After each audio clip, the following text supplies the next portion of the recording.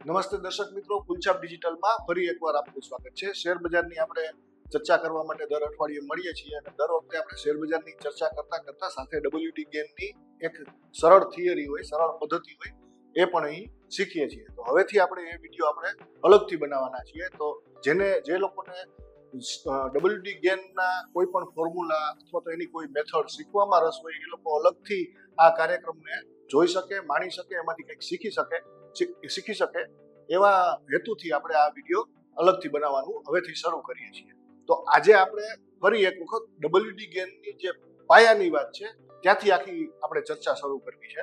તો WD gain એ એવું માનતા કે બજારમાં ફક્ત ભાવ નહીં, સમય પણ એક ફેક્ટર છે અને સમય અને ભાવ એ જ્યારે એક કોઈ પોઈન્ટ ઉપર મળે છે ત્યારે બજાર કોઈ એક પ્રકારનું રિએક્શન આપે છે। એટલે કે ત્યાંથી માર્કેટ રિવર્સ પણ થાય, માર્કેટ ત્યાં પોઝ લે, ત્યાંથી ઇનડિસિઝિવ બને અને માર્કેટ પછી કોઈ આગળના નિર્ણય ઉપર જાય એવો એક પોઈન્ટ આવે છે જેને ટાઈમ એન્ડ પ્રાઇસ સ્ક્વેર કહે છે। હવે આ ટાઈમ એન્ડ પ્રાઇસ સ્ક્વેર માટે એણે એક ફોર્મ્યુલા આપેલી છે, જે બેઝિક ફોર્મ્યુલા છે ત્યાંથી જ આપણે વાત શરૂ કરશું। આ કાટકોણ ત્રિકોણ આપણે અહીં શું કામ દોરેલો છે એની વાત આગળ કરશું જ આપણે।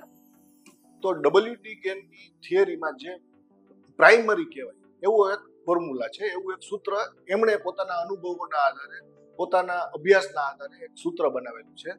એનું કહેવાનું એમ છે price is equal to time square. એટલે કે પ્રાઇસ ઇઝ ઇક્વલ ટુ, આ સૂત્ર તમારે લોકોએ નોંધવું હોય તો નોંધી રાખજો। હવે ભાવ બરાબર સમયનો વર્ગ, હવે આ બહુ એક વિચિત્ર વાત થઈ જાય છે કે આપણે સમયનો વર્ગ કેવી રીતે કરવો। હવે ટાઈમના તો ઘણા બધા એકમ છે, જેમ કે મિનિટ છે, 5 મિનિટ છે, 10 મિનિટ છે, કલાક છે, મહિનો છે, વીક, અઠવાડિયું છે। હવે તો અને બીજું કે એનો વર્ગ કેવી રીતે કરવો, તો સમયનો વર્ગ કરવો આપણા માટે ફિઝિબલ નથી। તો આના હિસાબે આપણે આ સૂત્રને જો ગણિતની ફોર્મ્યુલાથી આપણે વિચારીએ તો આ વર્ગ છે, આ વર્ગને કાઢવો હોય તો આપણે ભાવનું વર્ગમૂળ કરવું પડશે। એટલે કે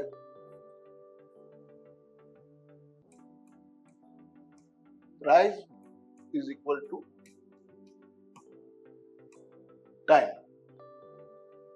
આ જે સૂત્ર છે આ એ જ સૂત્ર છે પણ રિવર્સ લખેલું છે। ભાવ બરાબર સમયનો વર્ગ, તો સમય બરાબર ભાવનું વર્ગમૂળ। આ બહુ સિમ્પલ વાત છે। હવે જે ટાઈમ અને પ્રાઇસ એક પોઈન્ટ ઉપર જે ભેગું થવાની વાત કરે છે તો આ કાટકોણ ત્રિકોણમાં આપણા ચાર્ટ ઉપર આ ભાવ હોય છે અને આ સમય છે।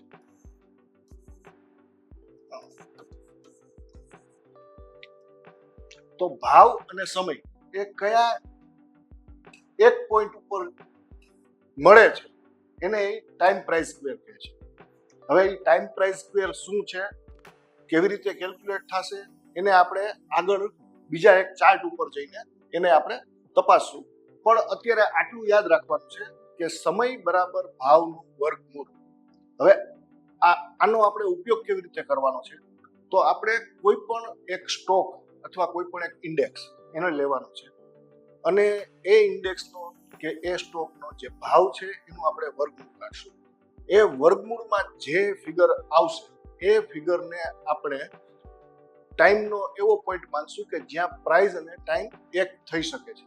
જો એ પ્રાઇસ અને ટાઈમ એક થતા હોય તો માર્કેટ ત્યાં આવીને કોઈ પણ એક પ્રકારનું રિએક્શન આપશે, ત્યાંથી રિજેક્શન આપશે, ત્યાંથી સપોર્ટ લેશે, ત્યાં સાઇડવેઝ થઈ જશે, ત્યાંથી રિવર્સલ આવશે, ત્યાંથી માર્કેટને વધુ બૂસ્ટ મળશે, એવી તમામ શક્યતાઓ ત્યાં હોય છે। હવે આ 2 મિનિટ માટે બધું ક્લીન કરી નાખીએ। માની લ્યો કે આને પણ આપણે અત્યારે જરૂર નથી। કોઈ પણ એક ચાર્ટ છે, હવે આ ભાવ છે એ 100 રૂપિયા છે અને આ ભાવ છે 150 રૂપિયા છે। તો ગેઇનની થિયરી એમ કહે છે કે આ પોઈન્ટ ઉપર 150 ઉપર પ્રાઇસ અને ટાઈમ એક થયા હોઈ શકે છે, જેથી માર્કેટે અહીંથી કોઈ એક રિએક્શન આપ્યું, પછી એ ભલે નીચે આવ્યું છે અહીંથી સાઇડવેઝ થઈને રિએક્શન આપી શકે, ઉપર પણ જઈ શકે બજાર, પણ આ પોઈન્ટ ઉપરથી માર્કેટ કોઈ એક પ્રકારનું રિએક્શન આપશે. 100 અને 150 આપણે કાલ્પનિક ભાવ લીધેલા છે. 100 અને 150 આંકડાને નથી પકડી રાખવાનો, કે આંકડો કોઈ પણ હોઈ શકે, ત્યાં 151 પણ હોઈ શકે, 150 પણ હોઈ શકે, 156 પણ હોઈ શકે. પણ હવે આપણે જ્યારે ગેનની થિયરી મુજબ આપણે સૂત્રને લગાડવું હોય તો આપણા માટે ભાવ ઇમ્પોર્ટન્ટ છે, એટલા માટે કે આપણે ભાવના આધારે સમયને કેલ્ક્યુલેટ કરવો છે. તો આપણે આગળનો સમય કેલ્ક્યુલેટ કરવા માટે કાં તો આ એક બોટમ હોય દાખલા તરીકે, તો આ 100 ના ભાવનું વર્ગમૂળ લેશું. માની લ્યો કે આપણે અહીંથી કેલ્ક્યુલેટ કરવું છે કે આગળનો કયો સમય ઇમ્પોર્ટન્ટ છે, તો આપણે 150 નું વર્ગમૂળ લેશું. આનું જે વર્ગમૂળ આવશે, હવે અત્યારે 100 નું વર્ગમૂળની વાત એટલા માટે કરું છું કે એનું વર્ગમૂળ 10 થાય છે. હવે એ મને મોઢે યાદ છે એટલે હું તમને એ 10 ના આધારે વાત કરું છું કે 100 નું વર્ગમૂળ 10 લીધું, તો એ 10 ટાઈમના યુનિટ છે, એ આપણા માટે ઇમ્પોર્ટન્ટ છે. એટલે કે હવે આ 100 ના ભાવથી 10 મિનિટ પણ ઇમ્પોર્ટન્ટ છે, 5 મિનિટની 10 કેન્ડલ પણ ઇમ્પોર્ટન્ટ છે, 15 મિનિટની 10 કેન્ડલ પણ ઇમ્પોર્ટન્ટ છે, અને 10 ડેઇલી કેન્ડલ પણ ઇમ્પોર્ટન્ટ છે. હવે ગેન છે એ મોટા ભાગે સ્વિંગ ટ્રેડિંગ ઉપર પોતાનું ફોકસ રાખીને એને પોતાના અભ્યાસ કરેલા છે. તો આ 10 છે એને ડેઇલી કેન્ડલ ઉપર સૌથી વધુ મહત્વનું માનવામાં આવે છે. ધારો કે આ 10 કેન્ડલ અહીં બનેલી છે ને 10મી કેન્ડલે આ 150 આવેલા છે, બરાબર. તો આ 10મી કેન્ડલ થી માર્કેટમાં કોઈ એક પ્રકારનું રિએક્શન આવ્યું, રિજેક્શન આવ્યું કે કાંઈ પણ થયું, એક આ 10 કેન્ડલ ઇમ્પોર્ટન્ટ છે, આ 10 કેન્ડલ ઇમ્પોર્ટન્ટ છે, એના પછી જેટલી પણ 10 કેન્ડલ આગળ જશે એ બધી સ્ટોક માર્કેટમાં કોઈ પણ ઇન્ડેક્સમાં અને સ્ટોકમાં ઇમ્પોર્ટન્ટ રહેશે, એવું WD ગેનની થિયરી આપણને સમજાવે છે. અને આ પોઈન્ટ ઓફ ટાઈમથી માર્કેટમાં કંઈક રિએક્શન આવી શકે છે એવું ગેન કહે છે. તો હવે માની લ્યો કે આ 10મી કેન્ડલે આપણે પહોંચ્યા છીએ, માર્કેટ અહીં આવ્યું છે, તો આને આપણે શું અર્થઘટન કરવું, અહીંથી બજાર ચડશે કે પડશે? તો એના માટે કોઈ ધારણા બાંધી લેવાની જરૂર નથી. જ્યાં સુધી ગેનનો તમે પૂરેપૂરો ઊંડાણપૂર્વકનો અભ્યાસ ન કરો ત્યાં સુધી માર્કેટ આ 10મી કેન્ડલનો હાઈ બ્રેક કરશે કે લો બ્રેક કરશે એવી કોઈ ધારણા બાંધ્યા વિના 10મી કેન્ડલનો હાઈ અને લો માર્ક કરી લેવાનો છે, અને માર્કેટ જે બાજુ એ રેન્જ તોડે એ બાજુ બજાર જશે એવું આગળના 10 દિવસ સુધી બજાર એ દિશામાં રહેશે એવી ધારણા બાંધવાની છે. એટલે કે સમય કરતા આગળ રહીને પણ તમારે જ્યારે ખરેખર કામ કરવાનું હોય છે ત્યારે સમયથી પાછળ પણ જવું પડે છે. એટલે કે તમે 10 ડગલા આગળ ચાલી ગયા છો, હવે તમારે 1 ડગલું પાછળ ચાલવાનું છે. આ 10મી કેન્ડલ અહીંયા બની છે, તો આ 10મી કેન્ડલનો હાઈ અને લો આપણે માર્ક કરી લીધો છે. હવે આપણે એના પછીના દિવસે આપણે રાહ જોશું કે કેન્ડલ શું બને છે. માની લ્યો કે આ ઉપરની રેન્જ તોડીને ઉપર જ ક્લોઝિંગ આપ્યું, તો ત્યાર પછી આ આખી રેન્જ સપોર્ટ બની જશે, અને આ સપોર્ટ બહુ ઇમ્પોર્ટન્ટ બની રહેવાનો છે. એ સપોર્ટ ઝડપથી તૂટી જતો નથી, એટલે કે અહીંથી બજાર ઉપર તેજી બતાવે એવી આપણે ધારણા કરીએ છીએ. હવે આ જ વસ્તુને આપણે માની લ્યો કે ચાર્ટ ઉપર જોવી છે કોઈ એક. આ દિવસ અત્યારે આપણને એક એવો બોટમ દેખાય છે કે જે જેટલો આપણી નજર સામે ચાર્ટ છે એમાં ઇમ્પોર્ટન્ટ છે. તો એ દિવસનો લો હતો 23,262. હવે આપણે 23,262 ને એનું વર્ગમૂળ કાઢવાનું છે. 23,262 નું આપણે વર્ગમૂળ લેશું. 23,262 નું વર્ગમૂળ છે 152. આ કેન્ડલથી આપણા માટે 152 કેન્ડલ ઇમ્પોર્ટન્ટ છે. હવે 152 એ એવડો મોટો આંકડો છે કે અહીંથી આપણે 152 દિવસ રાહ જોવાની થાય છે. તો ગેનની જ થિયરીમાં ડેસિમલ પોઈન્ટ છે એને તમે આગળ પાછળ ખસેડો તો એનાથી વેલ્યુમાં કોઈ એ આંકડાની વેલ્યુમાં કોઈ ફરક નથી પડતો એવી પણ એક ધારણા છે. એટલે કે આપણે હવે 152 છે એને 15.2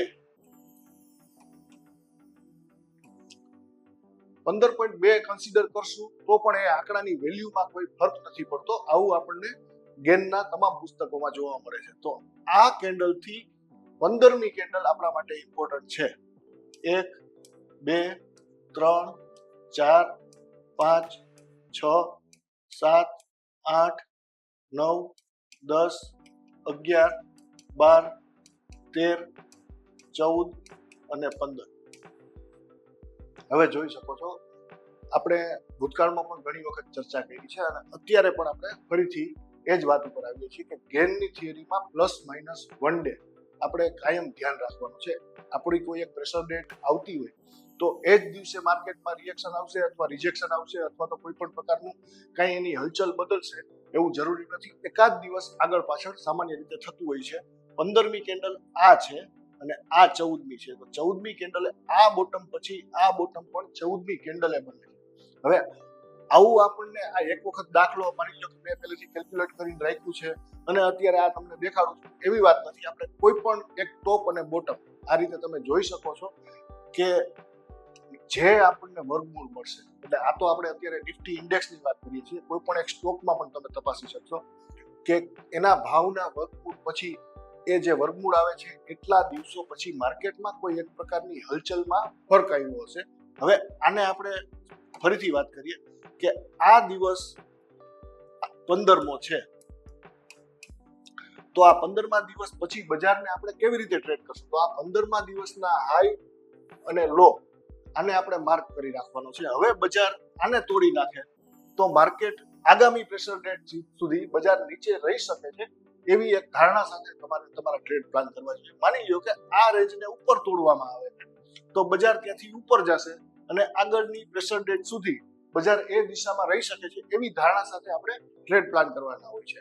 ટેકનિકલી તમારે જે તમે તમારા ફોર્મ્યુલા લગાડતા હોય, જે તમારા ઇન્ડિકેટર યુઝ કરતા હોય કે જે કોઈ પણ મેથડથી ટ્રેડ કરતા હોય એને યથાવત જ રાખવાની છે, પણ તમારી ધારણાઓ આગળનું માર્કેટ કેવું રહેશે અને તે ધારણા હંમેશા સાચી પડે એવું જરૂરી નથી. માની લો કે આ એક વખત બજારે અહીંયા ઉપરની રેન્જ તોડી નાખી અને બીજા જ દિવસે બજાર નીચે આવીને આ રેન્જ તોડશે તો તમારે તમારી જે ધારણા છે એને બદલવી પણ પડશે. એટલે પણ આ દિવસને હંમેશા આપણે જ્યાં સુધી નેક્સ્ટ પ્રેશર ડેટ નહીં આવે ત્યાં સુધી આપણે ધ્યાને રાખીને કામ કરશું.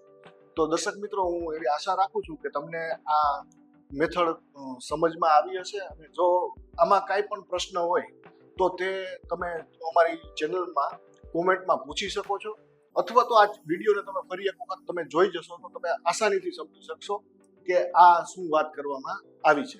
ફરીથી આવી પદ્ધતિ શીખવા માટે આપણે એક નવા વિડીયોમાં મળીશું.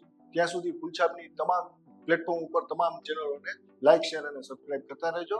Thank you.